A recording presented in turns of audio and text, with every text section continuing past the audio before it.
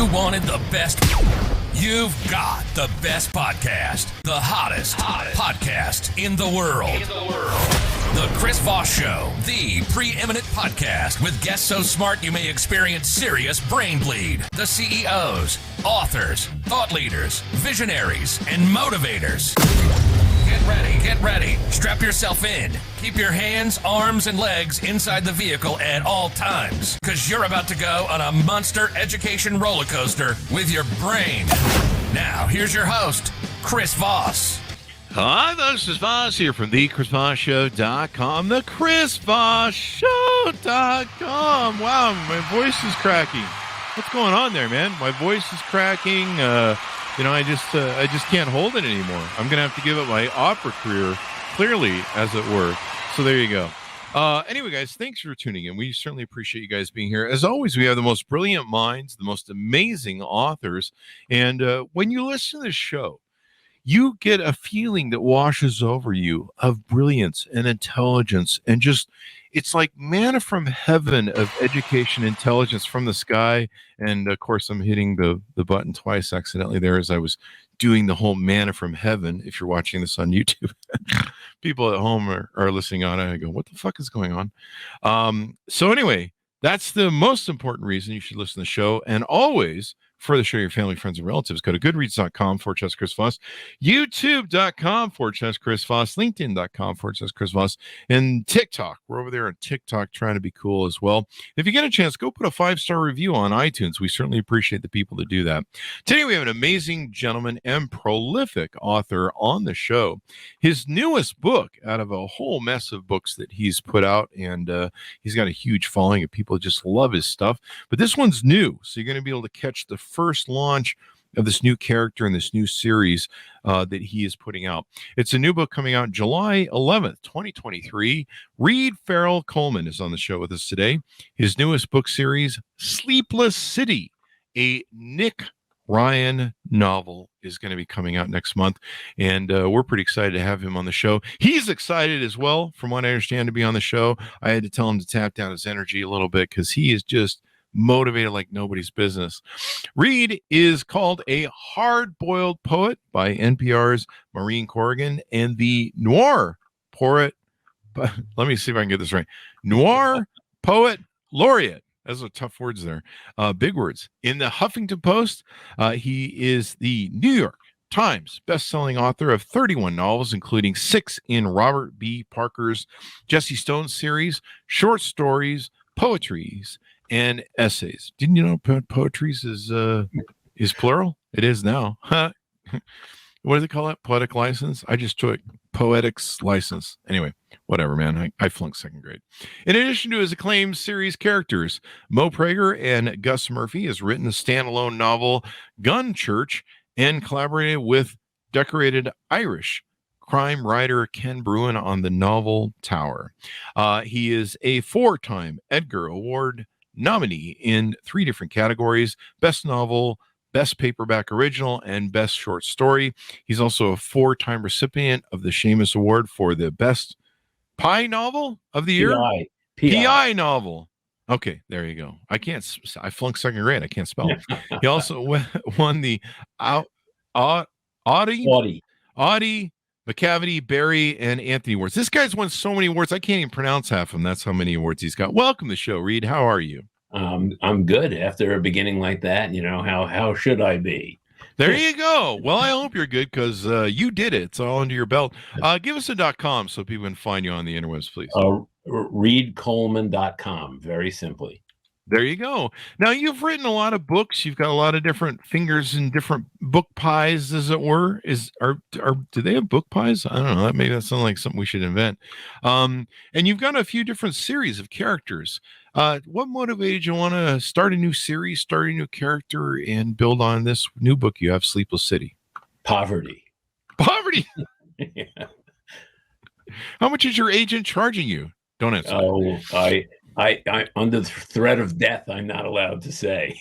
There you go. And probably contract. I just got an NDA notification from your attorney.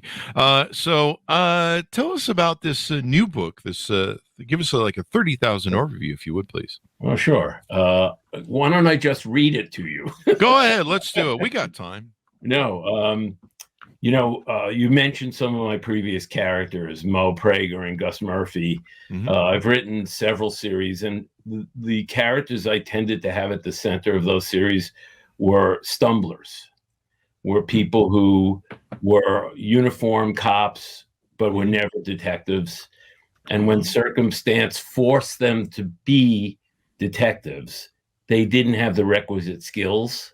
Mm-hmm. So they stumbled around a lot. They're good-hearted, well-intentioned, very determined guys, but they were, like me, a stumbler. Stumblers. That sounds like what I used to do when I used to drink. Well, I've done that as well. So I was kicking around an idea for a new character. Stumbling or kicking around? I stumbled after I kicked it around. Oh, in that order. Okay. So I was kicking around an idea with my agent, whose name is Shane Salerno, who's a fairly famous screenwriter. Mm-hmm. And we were talking, and when the subject came up is, I'm tired of writing stumblers and characters I kick around. And we were discussing it, and we came up with, wouldn't it be nice to write a character who's actually competent? Actually more than competent. Really skilled, competent, confident, nothing like me, in other words. And I thought, well, that's really attractive to somebody who spent most of his career writing characters who are not incompetent, but they don't have the requisite skills to do what they're doing. And so, isn't this offensive to your prior characters, though? I mean, doesn't this hurt their feelings, maybe? Well, since they only exist in my head, and that they might be offended, but I really don't care unless they start paying me. That's how I feel about my personalities. So there you go. So give us a rundown. Tell us, who this new guy is. Give us a little more in depth. What adventure is he on as a protagonist, and what sort of dude is he? What's his moxie, his character? Yeah. Well, Nick has done two. He was a cop, and he did 2 tours in Afghanistan, and has come back to New York City with a, let's just say, a sharper notion of the difference between right and wrong.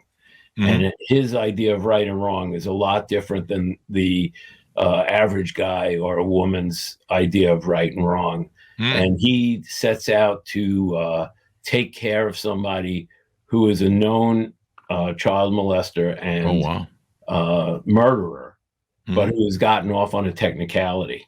And so he decided this just needs doing. That's the kind of guy Nick is. And when he hatches the plot to do it, let's just say the tables are turned on him, and he's offered a job, an interesting job, to be the prince of the city, but to work in the shadows. So that's sort of what Nick's gig is. Wow.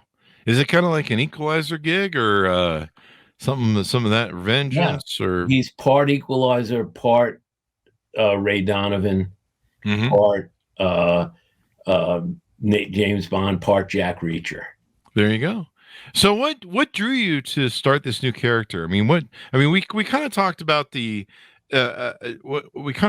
setup of it, but what was your fascination with building out this new character and giving him the attributes that? Well, I know you've spoken to many authors, and one of the things that authors I know tons of authors, and one of the things we all enjoy is world building. Yeah. And the thing that I got to do with Nick is to build a world in which here's this really competent guy in a very mumbled, jumbled up world, and he's a guy who's going to set things right. And it's a New York City. It's a New York City I know. Sometimes there's a kind of Kojak view of New York City or a television view of New York City. But if you know New York City at all, it is to know it's 1,000 different places. Yeah. And so Nick's world is both a world of the little guy and of the wealthy, and everybody in between. So that was kind of the appeal of putting this type of character in that world. There you go. Now you've written a series of a lot of different books. One's I think up to 13. Do you have a pretty good vision for turning this into a elongated series like some of your other books? Well, as long as they keep giving me contracts for them. Oh, there you go. I will keep writing them. It's all about money. Right? But on a less practical point of view, Yeah. I could foresee this going on and on. But I am not an outliner, and I do not write big overarching story arcs. Like my longest series is actually 9 books. Oh wow! From book to book, I didn't really know what was going to happen in the next book until I sat down and started writing the book.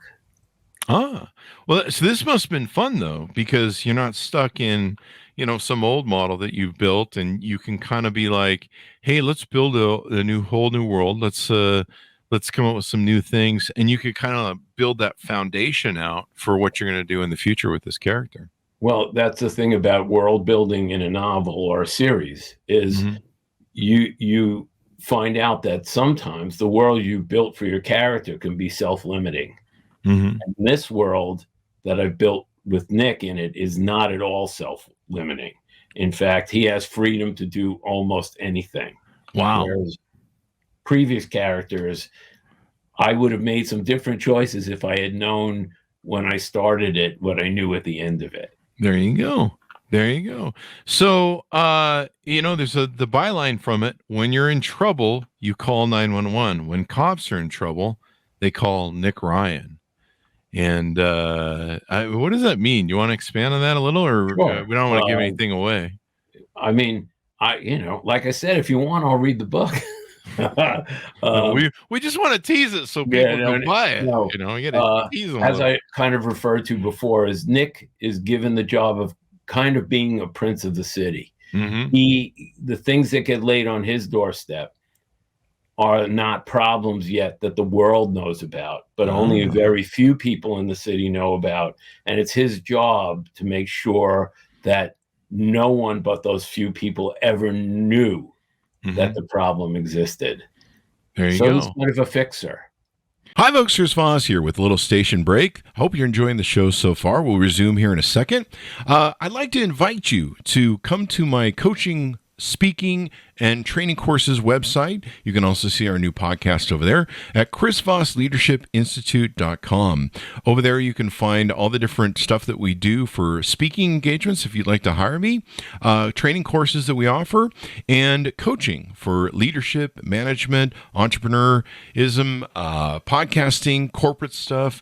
With over 35 years of experience in business and running companies as CEO. And be sure to check out chrisvossleadershipinstitute.com. Now back to the show. How did you make it so he could be like a legal fixer? Do you want to disclose that, or do we want to keep that how under did wraps? I do that?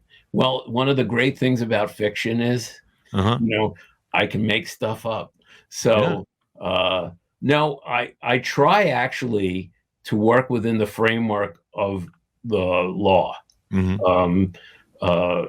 But we all know that people get away with stuff all the time.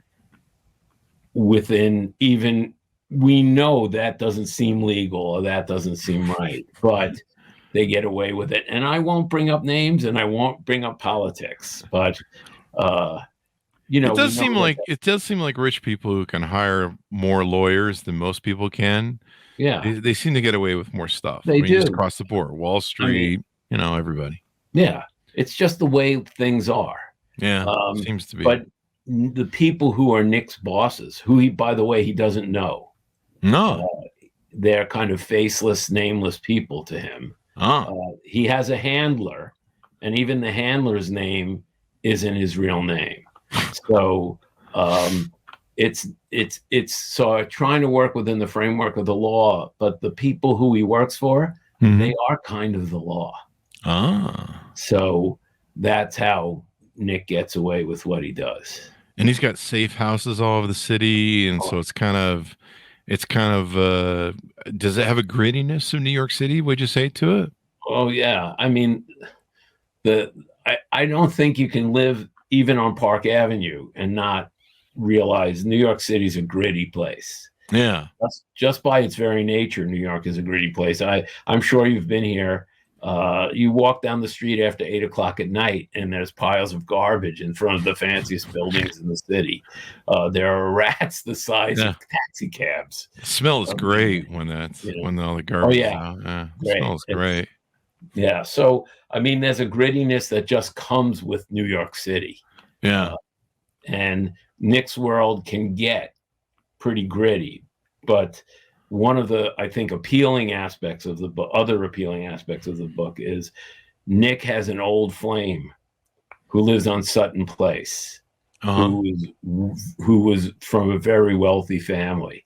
Mm-hmm. And so Nick operates, like I said before, in many different worlds. And when he's offered this job, they do say to him, you know, sometimes it will come in handy to have somebody who knows the difference between a salad fork and a dinner fork. Ah. So might be a little, is there any tuxedo James Bond wearing any, or is just maybe a little highfalutin society? Not in book one. But, Nick does drive. However, Nick does drive a very cool car. Ah, there you go. He drives a 69 GTO, a black 69 GTO. There you go. That'll get you around. That'll get you places. And he also has a classic 70s Norton motorcycle. All right. Damn. So, I mean, did you grow up in New York? What was your history in growing up? I grew up in the Coney Island section of Brooklyn. There you go. Yeah. And so did you find that, you know, your experience and knowledge and growing up in the city really helped you paint a better picture and descriptions in the book? You know, obviously, wherever you grow up leaves a kind of big impression on you, negatively or positively. Where I grew, you know, and it's often mixed. Mm-hmm. And growing up in Brooklyn in the 60s and 70s definitely had an effect on me. Oh, yeah. I don't know if you know this, but when I was 15 years old, I watched somebody die of a gunshot wound right in front of me. Holy crap. Oh, yeah. It was an experience that I obviously will never forget. And I think it kind of helped shape my views of serious crime. Yeah. We call that Fridays around here. Yeah, but you know, as a 15-year-old kid, it made a huge impression on me. Yeah, I can imagine someone going that young and stuff. You know what I miss about New York? Pizza. What? The pizza. Oh, please. Do you know the next time you're in New York, I'll take you on a pizza tour. I will hit you up on that, seriously. No, I do. I take writer friend. Last summer, I took Lee Child on a pizza tour. Oh, yeah? Yeah. I take and whenever writer friends come into the city, if they want, I take them on a pizza tour, but of a pizza tour of my local sort of old neighborhood pizzerias, not the ones that get press, you know, or famous. Yeah, you're the locals. You know the good ones. Yeah. Yeah. You know the good ones. You know, we had John Katzimatidis on the show for his book, and he's got a couple bucks. He promised that if I came out, he would show me around. I don't put any money in that, but you know what I mean. But we could all bum around together and do a pizza tour. Oh, no, absolutely. Pretty sure he likes pizza. I love it. I mean, I you know, if people have asked me what my last meal would be, and it's a choice between a cowboy steak and DeFara's pizza. Yeah, there you go. So, what do you think of Chicago pizza? No, I'm just kidding. No, you can ask. I worked for Pizzeria Uno for 10 years. Oh, did you really? Yeah.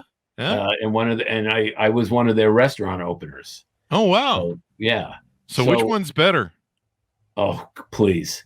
Actually, the only pizza I found that competes with Brooklyn pizza or New York pizza in general is New Haven, Connecticut pizza. Really? Oh, it's amazing. Connecticut, wow. It's amazing. Does it really come down to the water? Like they say that the bagels and stuff in New York are just better there because of the water. It has something to do with the water. Is that part of what it is? Or the only thing I'm an expert at is writing books. And there you go. I I don't thought know. you were an expert at eating pizza. Well, that I'm prodigious at eating pizza. Okay. Yeah, I think the bagels and pizza here are great, Mhm. but it could be the water. It could be proximity to me. Yeah. I don't know. I know there's a bagel place there that they're opening in LA, and they're like literally shipping the New York water that they make the bagels with out to LA to make the same sort of thing. So there you go. I can tell you what, it'll taste better than the water. I mean, I like the Desert Southwest a lot, Mhm. but the water in the Desert Southwest, unless you like the taste of sulfur, Yeah. is not wonderful. There you go. Well, you know, in I think in California you get that sandy water beach sandy water salt. I don't know what that. I'm just making stuff up. Anything more you want to tease out in the book before we go? Well, hold on. I mean, you're going to read it, but there's the cover. I promise not to read it, but there's the cover of it. No, it's always interesting. I mean, 32 books in, I've done this, these sorts of things a lot. Mhm. And what I'm always wary of is giving too much away. Yeah. I think if you like my other books, you'll love this book, because one of the challenges of a new series is, how do you keep your authorial voice, even though you're writing a different character? Or the difference between writing a series and a standalone is one of the things I always am concerned about is, does it still have my voice? Yeah. And I've been told that, yes, people who've read my work, they recognize my authorial voice in this. There you go. Well, people love your voice. I mean, that's what your fan base really loves, right? They love your writing and how you put things and all that great stuff. I'm at a loss to explain why, people like what they like. And I've given up trying to, I know a lot of authors who, they do like sabermetrics on their books, like baseball. They try to figure out what the audience wants, what they like in their book. I write for an audience of one. There you go. Me. And I hope if I like what I'm writing, that they'll like what I'm writing. If I'm excited by what comes next, I hope they'll be excited by what comes next. There you go. You don't know. Yeah. Well, I mean, you're 30 plus books in. Evidently something's working. Yes, either that or people are desperate for, a certain niche of books. Well, they seem to love it. I mean, novelists do really well. We interview a lot of novelists on the show, and people love novels. They love the suspension of reality. I think because reality is kind of not that fun these days. They love heroes, I think, too. Yeah, this is funny, is I'm not big on heroes. I'm big on Nick, as my description of him sounds very heroic, I think. But what I think what readers will find when they read the book is that Nick has what makes people interesting are their flaws. Yeah. Like, that's why I like you, Chris. I have a lot of flaws. You should see them. Yeah, ask any of my ex-girlfriends. Yeah. I mean, flaws are what make people interesting, right? That's why I don't find superhero movies very interesting. As pretty as they are to look at. Yeah. I don't find them very interesting because their characters, are either have only one flaw or no flaws at all. Nick has plenty. And the CGI thing tunes me out a little bit. I mean, I get people who like the comic book Marvel series and all that stuff, but to me, I like grittiness. What are some old good New York movies from? The French Connection. The French Connection. My God, what The Godfather. I was so upset when who is the Godfather, of course. Who is the great actor? Gene Hackman in that. He's still alive. Gene. I was so upset when he retired. Yeah, I think he lives in Santa Fe or Taos. Yeah. And he wrote mystery novels for a while, actually. Oh, did he really? Yeah. Oh, one of my favorite movies is it's the early one with Robert De Niro. It's Martin Scorsese's early one. Mean Streets.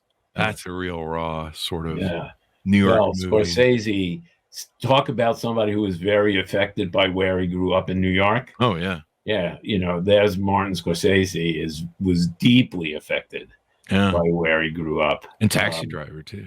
Yeah, they're gritty. When you think of gritty movies, you immediately think, New York or London. Yeah, actually, for gritty movies. Pretty movies, you think L.A. Yeah, that's true, huh? It's pretty, but there's something about the grit of a movie. There's something that gives it that what's the word I'm looking for? The grit, basically. Yeah.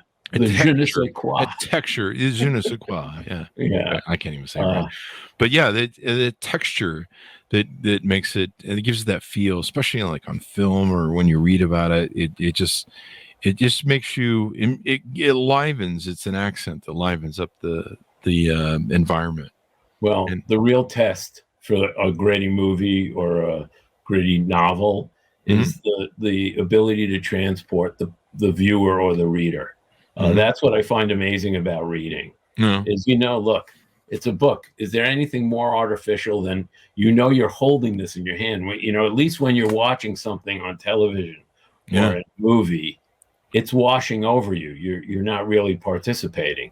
But in a book, you're holding this thing in your hand, whether it's a Kindle or a book or whatever, and yet you're completely transported if the writing is good.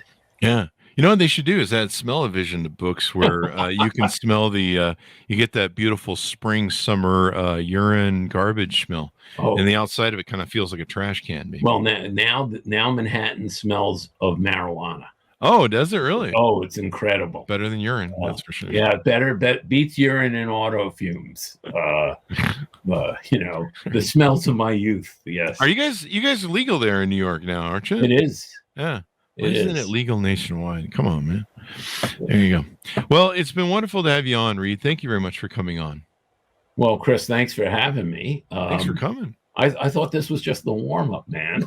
We're just warming up. I mean, we can sit here. Eventually we're going to run out of things to do, and you will have to read the book. So there you go. Yeah. Yeah, that's the one thing about novels. We can't get into the middle and the ending. I mean, you're welcome to tell me the ending if you want, but it might ruin things.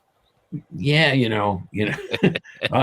just quickly, I once did new authors are very dangerous, like first-time authors, because when you ask a question like, give us a little sample of the book or give us a bill, they want to tell you the whole book. Yeah. And I once did an appearance with a guy who had his one novel out, and I had to grab the microphone out of his hand and say, you do want them to buy the book. You want them to buy the book, or you got to tease it out. Yeah.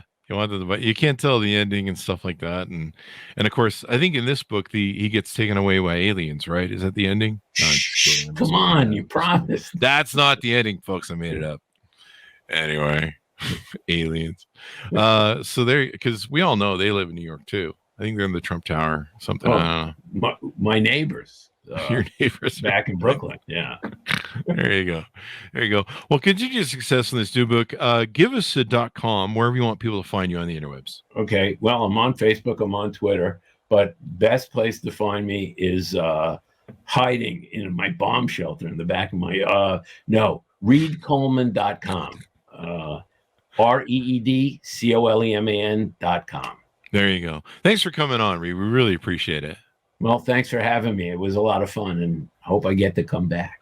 We'd love to have you come back. Come back for all your books. We've had all the Jack Ryan people on, and all the different variations. I mean, it's crazy. So we've got some of the people like the Tom Clancy people. They just come on every 2 months with whatever the different. Yeah, I know a lot. I know Mark Graney. We've had Mark on a couple times. Yeah, he's a good guy. Yeah, and the pizza tour offer is real. I will hold you to that. This is a binding contract according to the thing, and then what's his name? Katsumantitis. He offered something similar. So we'll just call a party. We'll just get in a convertible and just get drunk and smash and eat and drive around, stumble around New York City. Yeah, sounds like a great way to get mugged. So there you go, folks. Order it up where fine books are sold, but remember, stay out of those alleyway bookstores because you might get bit by a rat and need some tetanus shots and rabies shots. Order up where fine books are sold. Sleepless City, a Nick Ryan novel, will be available for purchase July 11th, 2023. And if you order it now, be the first one on your block or your book club to see you read it. Also watch, we've got another great novelist come on the show. You may have heard of him. CNN's Jake Tapper will be on the show with us in July or August. So check that out as well. Also, be good to your friends, neighbors, relatives. Tell them to go to goodreads.com/Chris Voss, youtube.com/Chris Voss, linkedin.com/Chris Voss, and TikTok. We're trying to be cool over there. Thanks for tuning in. Be good to each other. Stay safe. We'll see you guys next time. That should have us out.